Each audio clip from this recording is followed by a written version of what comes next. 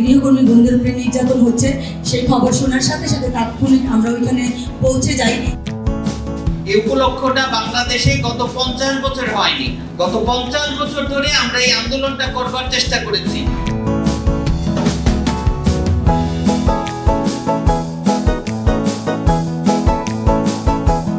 নিজের দাবি আদায় করে নিতে হবে। দাবি হলো আমার ন্যায্য পাওনা, এটা দিতেই হবে। সভাপতি কে হবে? হ্যাঁ, সভাপতি দাবি আছে। আপনার নিজেকেই প্রথমে মূল্যায়িত করতে হবে, নিজেকেই প্রথমে বলতে হবে যে হ্যাঁ আমি একজন গৃহকর্মী এবং আমি দেশের অর্থনীতিতে অনেক গুরুত্বপূর্ণ অবদান রাখি।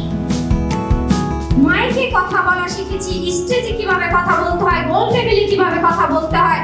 সম্পূর্ণ একজন নেত্রী হতে হলে তাকে কি কি গুণ দরকার সেগুলো আমরা অর্জন করতে পেরেছি।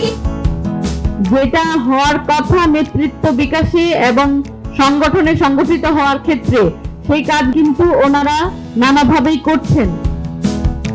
বাংলাদেশের প্রত্যেকটা মানুষের জন্য কর্মসংস্থান নিশ্চিত হইতে হবে। আমাদের কণ্ঠটা সোচ্চার রাখতে হবে যে আমাদের দাবি চাই, আমরা অধিকার চাই, আমরা মানুষের মধ্যে বাঁচতে চাই, মর্যাদা চাই।